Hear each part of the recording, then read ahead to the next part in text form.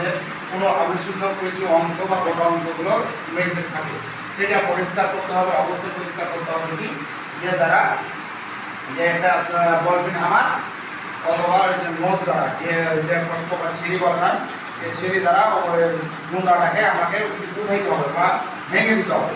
ভেঙে দেওয়ার পর আমাকে দ্বিতীয়ত আলোচনা করতে হবে কি যে আমাদের একটা কাঠের ঝাড়ু অথবা তারের ব্রাশের ঝাড়ু হোক অথবা প্লাস্টিকের ঝাড়ু হোক যা হোক, ওটাকে দিয়ে আমরা পরিষ্কার করতে হবে। তৃতীয়ত কোনো বস্তু সরানোর জন্য সারফেস দ্বারা বা তাদের ময়লা আবর্জনাটাকে পরিষ্কার করার জন্য সারফেসটার দ্বারা পরিষ্কার করতে হবে। যেটা কী হয়, এখন ফ্লোরটা আমি ঢালাইটা আছে, ঢালাইটা দেওয়ার পর দেখবে যে অনেক দিন পর হয়তো বা ফাটল ধরতে পারে।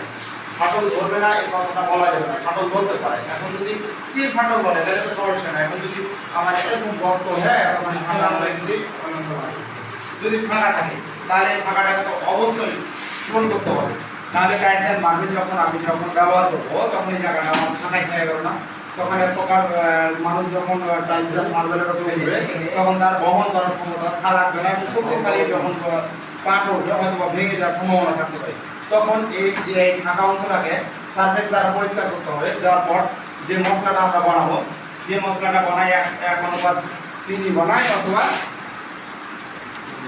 1:4 বানাই, যাই বানায় না কেন তখন আমাকে এই মশলাটা দ্বারা এই গ্যাপটাকে পূরণ করতে হবে। গ্যাপটা পূরণ করার কারণ হচ্ছে টাইলস অ্যান্ড মার্বেলের দ্বিতীয় যে সারফেস দ্বারা যে মশলাটাকে প্রস্তুত করা হবে এই মশলাটা যেন তার উপরে টাইলস অ্যান্ড মার্বেলটা যেন সমান থাকে সেজন্য ব্যবহার করতে হবে।